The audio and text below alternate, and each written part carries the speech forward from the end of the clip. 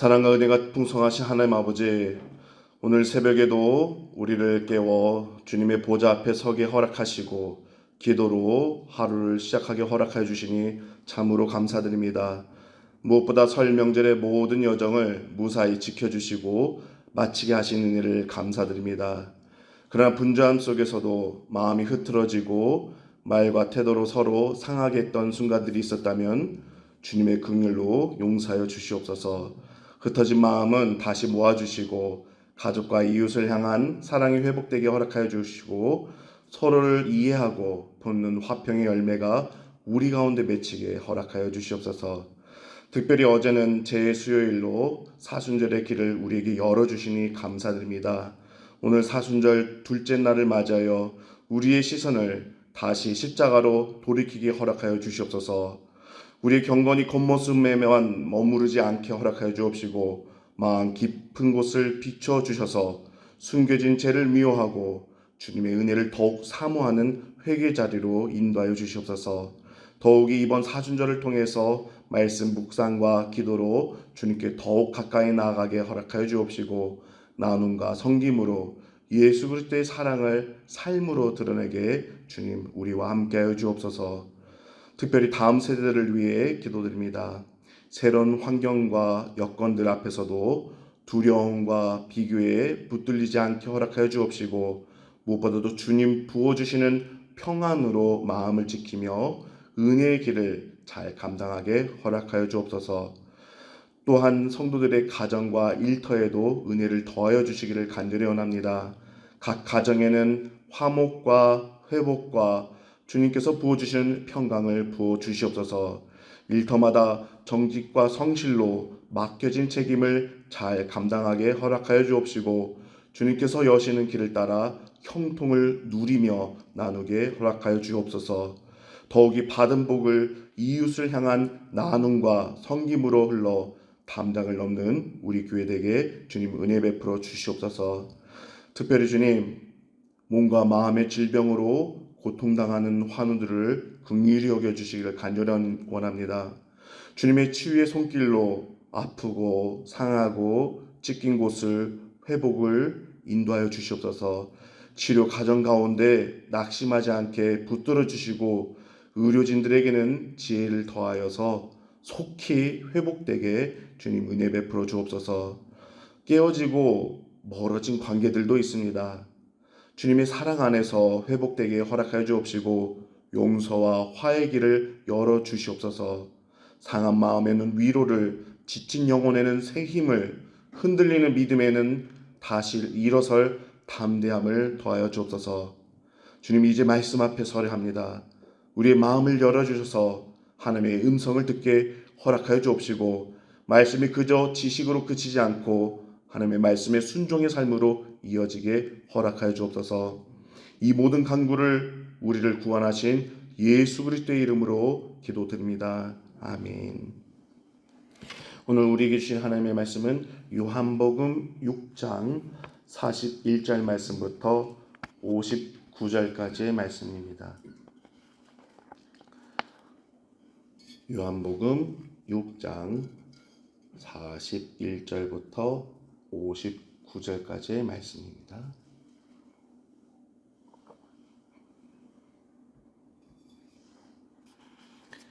말씀을 찾으신 줄 알고 요한복음 6장 41절부터 59절까지 한 절씩 교독을 읽겠습니다. 자기가 하늘에서 내려온 떡이라 하심으로 유대인들이 예수에 대하여 수군거려 이르되 이는 요셉의 아들 예수가 아니냐. 그 부모를 우리가 아는데 자기가 지금 어찌하여 하늘에서 내려왔다 하느냐. 예수께서 대답하여 이르시되 너희는 서로 수군거리지 말라. 나를 보내신 아버지께서 이끌지 아니하시면 아무도 내게 올 수 없으니 오는 그를 내가 마지막 날에 다시 살리리라. 선지자의 글에 그들이 다 하나님의 가르치심을 받으리라. 기록되었은즉 아버지께 듣고 배운 사람마다 내게로 오느니라. 이는 아버지를 본 자가 있다는 것이 아니니라. 오직 하나님에게서 온 자만 아버지를 보았느니라. 진실로 진실로 너희에게 이르노니 믿는 자는 영생을 가졌나니 내가 곧 생명의 떡이니라. 너희 조상들은 광야에서 만나를 먹었어도 죽었거니와 이는 하늘에서 내려오는 떡이니 사람으로 하여금 먹고 죽지 아니하게 하는 것이니라. 나는 하늘에서 내려온 살아있는 떡이니 사람이 이 떡을 먹으면 영생하리라. 내가 줄 떡은 곧 세상의 생명을 위한 내 살이니라 하시니라. 그러므로 유대인들이 서로 다투어 이르되 이 사람이 어찌 능히 자기 살을 우리에게 주어 먹게 하겠느냐. 예수께서 이르시되 내가 진실로 진실로 너에게 이르노니 인자의 살을 먹지 아니하고 인자의 피를 마시지 아니하면 너희 속에 생명이 없느니라. 내 살을 먹고 내 피를 마시는 자는 영생을 가졌고 마지막 날에 내가 그를 다시 살리리니 내 살은 참된 양식이요 내 피는 참된 음료로다. 내 살을 먹고 내 피를 마시는 자는 내 안에 거하고 나도 그의 안에 거하나니 살아계신 아버지께서 나를 보내심에 내가 아버지로 말미암아 사는 것 같이 나를 먹는 그 사람도 나로 말미암아 살리라. 이것은 하늘에서 내려온 떡이니 조상들이 먹고도 죽은 그것과 같지 아니하여 이 떡을 먹는 자는 영원히 함께 있겠습니다. 이 말씀은 예수께서 가버나움 회당에서 가르치실 때에 하셨느니라. 아멘. 오늘 하루도 주님과 동행하는 하루가 되어질 줄 믿습니다. 오늘 본문은 가버나움 회당 안에서의 이제 웅성거림으로써 시작되어집니다. 유대인들은 예수님의 말씀에 이제 하늘의 양식인 생명의 떡인 그 선포의 말씀을 듣고 마음이 뒤집혀서 이렇게 41절 42절에 이렇게 말하고 있습니다. 자기가 하늘에서 내려온 떡이라 하심으로 유대인들이 예수에 대하여 수군거려 이르되 이는 요셉의 아들 예수가 아니냐. 그 부모를 우리가 아는데 자기가 지금 어찌하여 하늘에서 내려왔다 하느냐. 이렇게 수군거리면서 지금 말씀이 시작하고 있습니다. 이 수군거림은 그저 단순한 호기심이 아닙니다. 믿음이 부딪히는 지금 지점을 보게 되어집니다. 자신들이 가진 생물학적인 정보와 경험적인 지식의 진리를 전부처럼 붙들고서 예수님을 지금 내가 아는 범위 안에서 예수님을 가두려고 했습니다. 요한은 이 반응 수군거림을 헬라어로 공기조, 속으로는 낮게 불평하며 투덜거리는 태도로 표현하고 있습니다.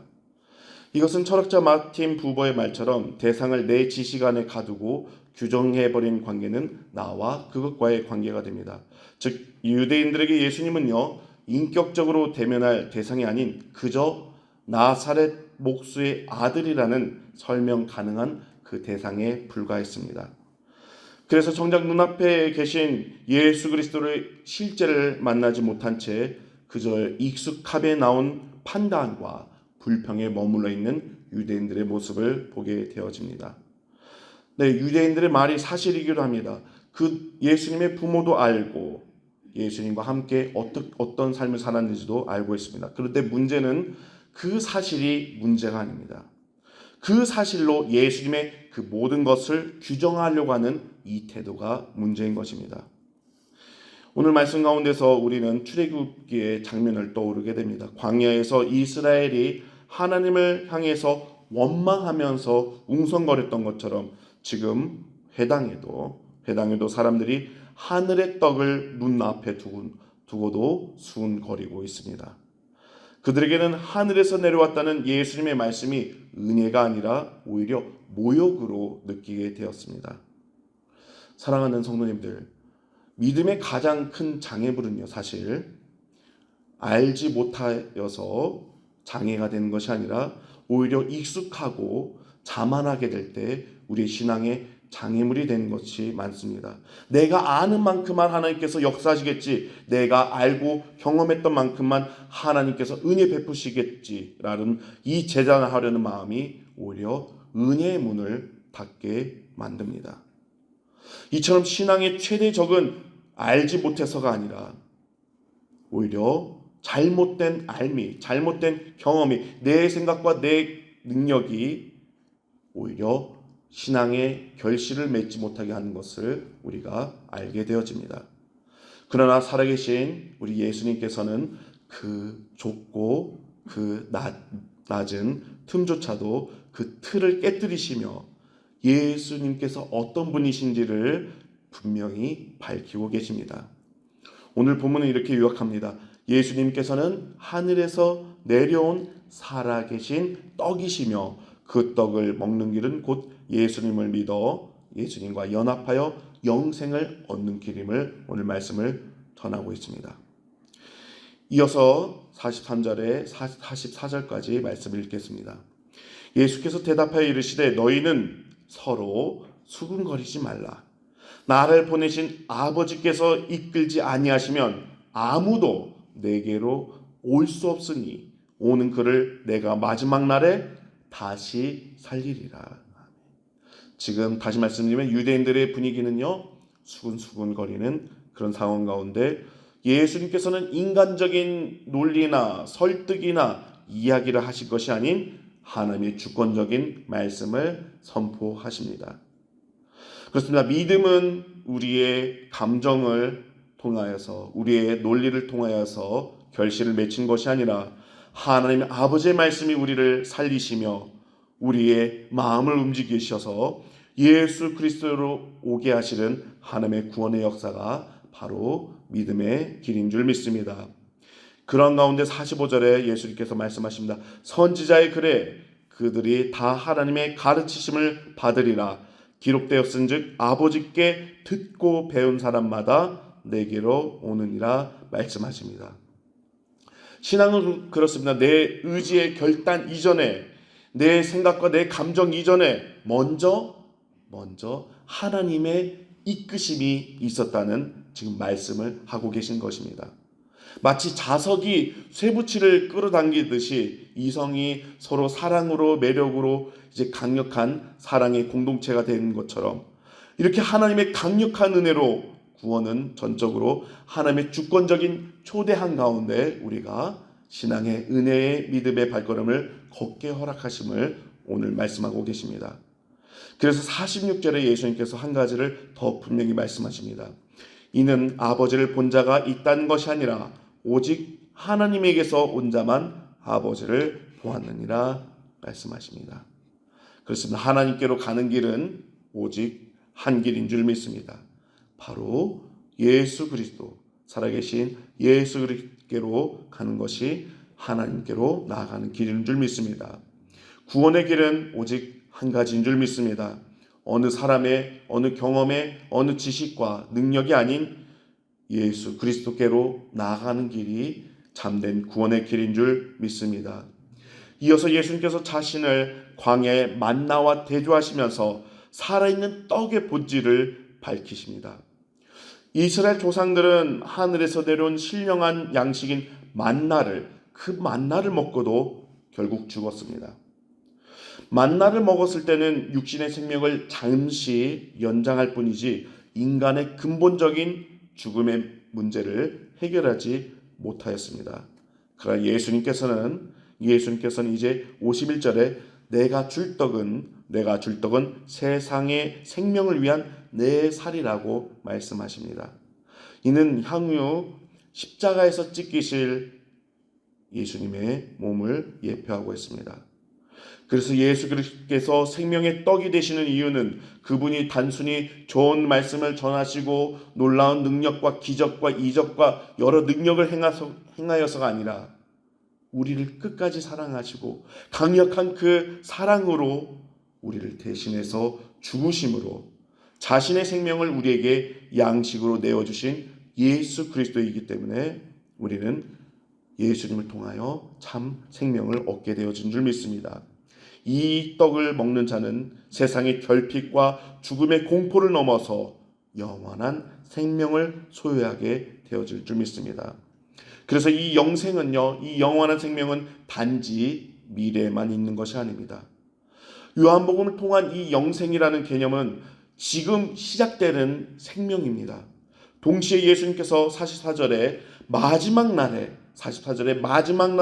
내가 그를 다시 살리리라 말씀하시며 현재의 영생과 미래의 부활을 함께 붙드시는 생명인 것을 우리에게 전하고 있습니다. 즉 살아계신 예수 그리스도께서 주시는 이 생명은 오늘도 붙들고 마지막 날까지 책임져 주시는 생명인 줄 믿습니다. 한 걸음 더 나아가 예수님께서는 56절에 이렇게 말씀하십니다. 내 살을 먹고 내 피를 마시는 자는 내 안에 거하고 나도 그의 안에 거하나니, 이렇게 말씀하십니다. 살과 피를 먹고 마신다는 것은 예수 그리스도의 희생과 그분의 인격 전체를 나의 생명으로 전인격적으로 받아들이는 믿음의 행위인 것입니다. 이것은 음식이 우리 몸에 들어와서 에너지가 되고 살이 되듯 예수 그리스도를 믿는 자는 이제 주님과 함께 운명적인 연합을 이루는 삶인 것을 드러내고 계십니다. 하나님 아버지가 예수 그리스도 안에 거하듯, 예수 그리스도가 하나님 아버지 안에 거하시듯 우리 또한 주님과 하나가 될 줄 믿습니다. 이때 성도는 더 이상 내 힘과 내 능력으로서 살아가는 것이 아니라 우리의 주님의 생명력으로 살아가게 될 줄 믿습니다. 오늘 말씀의 결론을 맺도록 하겠습니다. 오늘 하루 내가 아는 예수님, 내가 경험한 예수님, 내가 누렸던 그 은혜를 다 내려놓고 우리의 익숙함과 선입견이 주님의 말씀 앞에서 수군거림이 되지 않기를 원합니다. 우리는 말씀을 평가하는 자가 아니라 하나님의 말씀을 배우며 그 말씀을 우리 삶 가운데 누리며 나누는 삶이 되기를 간절히 소망합니다. 또한 그런 가운데 오늘도 우리 주님께서는 말씀을 통하여 우리를 부르신 줄 믿습니다. 우리가 완벽한 준비가 되어서 부르신 것이 아니라, 우리가 어찌어찌해서 부르신 것이 아니라 주님의 이끄신 가운데 충만한 사랑을 누리는 오늘 하루가 되어지기 때문에 오늘 은혜 자리로 말씀으로 우리를 인도하신 줄 믿습니다. 마지막으로 예수님을 믿는다는 것은 그분과 연합하여 그분과 하나 되어 나의 운명을 주님과 하나 되는 삶인 줄 믿습니다. 그래서 오늘 하루만큼은 내 생각과 내 경험과 내 말로 따르는 삶이 아니라 내 안에 거하시는 주님과 하나 되며 믿음의 발걸음을 걸어가는 오늘 하루가 되어질 줄 믿습니다. 먼저 주님께서 나와 함께 하시기 때문에 오늘 하루가 완전해질 줄 믿습니다. 이 신비로운 연합을 누리며 그 기쁨 가운데 주님의 성품과 주님의 사랑으로 삶을 살아가는 오늘 하루가 되는 참된 제자 되는 저와 여러분이 되어질 줄 믿습니다. 함께 기도드리겠습니다.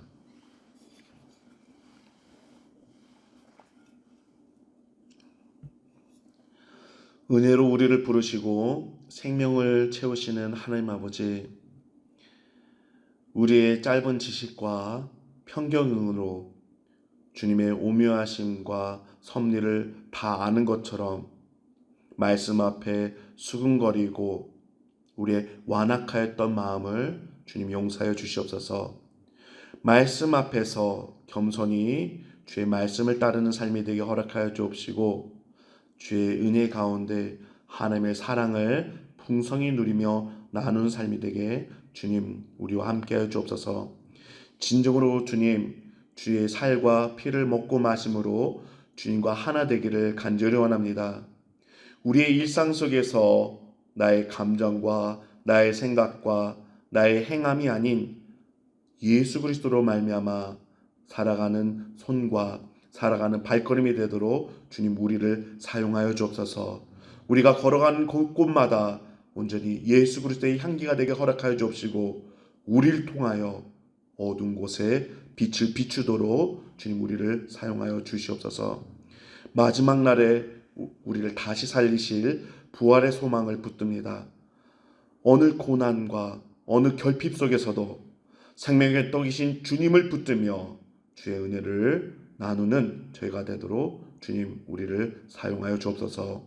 우리의 영원한 생명 되시는 예수님의 이름으로 기도드립니다. 아멘.